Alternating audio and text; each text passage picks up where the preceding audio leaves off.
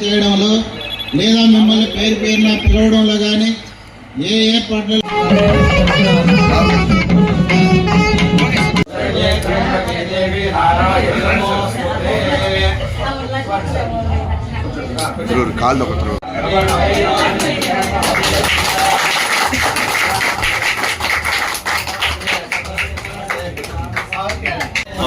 ఒక్క నిమిషం మా దగ్గర పోతాం తీసుకుంటారు. ఒక్క నిమిషం కానీ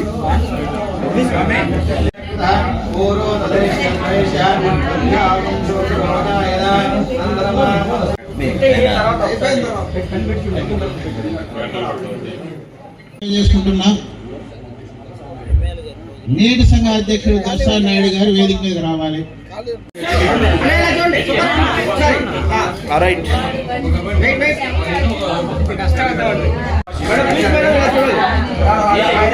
రెడీ రెడీ అమ్మ చూడండి ఒకసారి.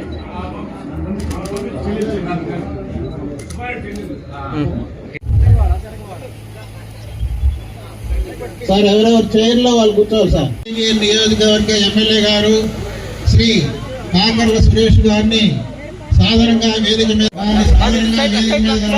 కోరుతున్నాం. శ్రీ కె శ్రీనివాస చేయడంలో లేదా మిమ్మల్ని పేరు పేరున పిలవడంలో కానీ ఏ ఏర్పాట్లు శ్రీ నందమూరి తారక రామారావు గారు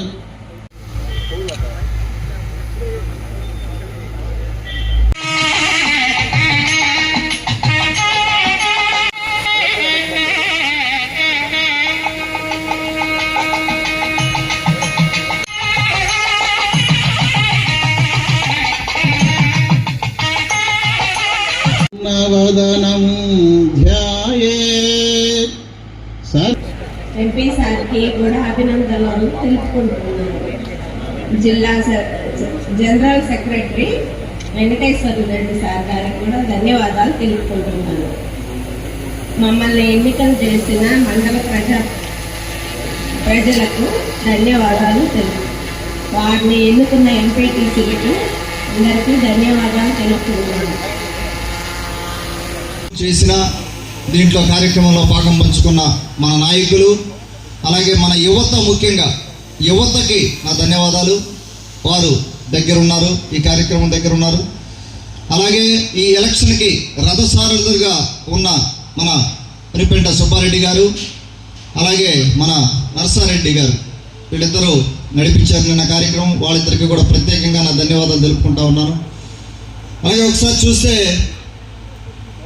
మనకు మీకు తెలుసు, ఇక్కడ సుబ్బారెడ్డి గారి సారథ్యంలో ఈ కార్యక్రమం కానీ ఇంత ముందు కానీ ఒక రకంగా చెప్పాలంటే సుబ్బారెడ్డి నేను ఉద్యమకారుడిగా చూస్తాను. అంటే ప్రజా సమస్యల పట్ల అవగాహనతోటే కేవలం డెవలప్మెంటు ఏదో ఒకటి చేయాలి అనే పట్టుదలతోటే ముందుకెళ్ళే స్వభావం ఉన్నవాడుగా నేను చూశాను. 3 ఏళ్లలో కూడా నాకున్న పరిచయంలో నేను గమనించింది అది.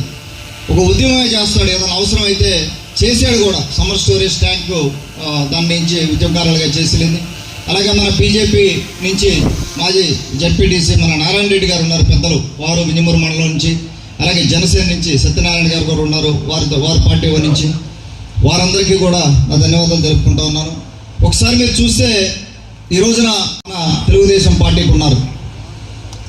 బాబు గారి సమక్షంలో అవ్వచ్చు, తర్వాత నా సమక్షంలో అవ్వచ్చు, జాయిన్ అయిన ఎంపీటీసీలు అందరితో కలుపుకుంటే మనం 9 మంది ఎంపీటీసీలు, 3 ఇండిపెండెంట్గా గెలుచున్నారు, ఒకరు జనసేన, మిగతా వారు వైసీపీ పార్టీ నుంచి మన పార్టీకి రావడం జరిగింది.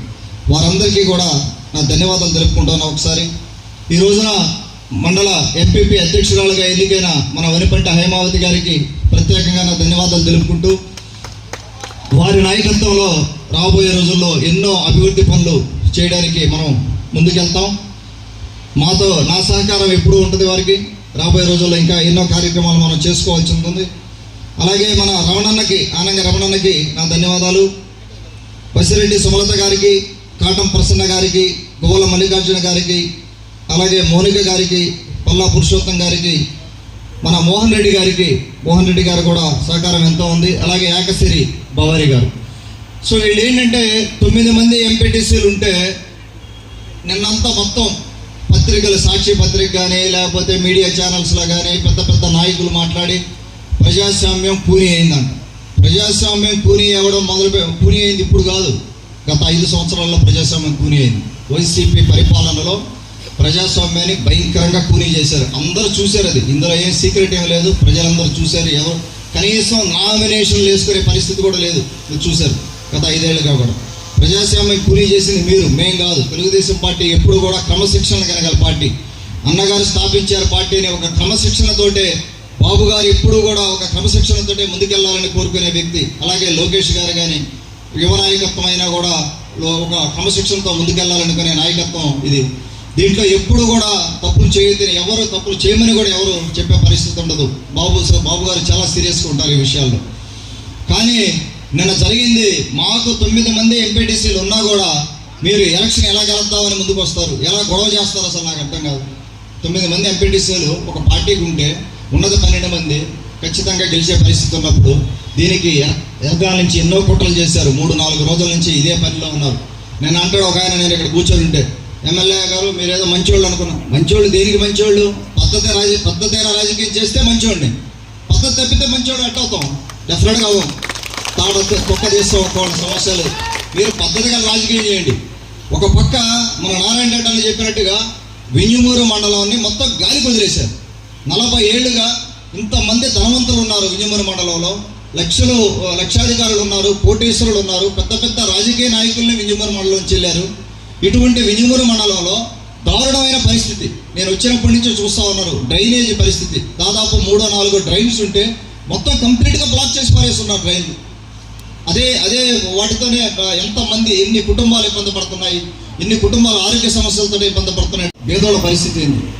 ఈ పేదోళ్ళు ఎక్కడి నుంచి కొనుక్కొని తెచ్చుకుంటారు? ఎంతమంది పేదలు ఉన్నారండి? 30,000 దాదాపుగా జనాభా ఉన్న వింజమూరు మండలంలో ఎంతో దారుణమైన పరిస్థితి. నీళ్లు వాడుకోవడానికి చూస్తే మనకు ఒక 2-3-4-5 ప్రాపర్టీలు నేను రెంట్ చేస్తున్నాను. నేను ఉండే ప్రాపర్టీలో వాటర్ బాగానే ఉంటాయి, మనం వాడుకోవడానికి కానీ, మనం స్నానం చేయడానికి కానీ, ఇంట్లో అవసరాలకు కానీ. ఇంకో కొన్ని ప్రాపర్టీస్లో చూస్తే కనీసం సోప్ పోయే పరిస్థితి లేదు, నీళ్లు బాగాలేవు. So hot water. ఈ రోజు కూడా మనం నీళ్ళ కోసం పోరాటాలు చేసుకుంటాం, నీళ్ళ కోసం అవస్థపడుతున్నాం అంటే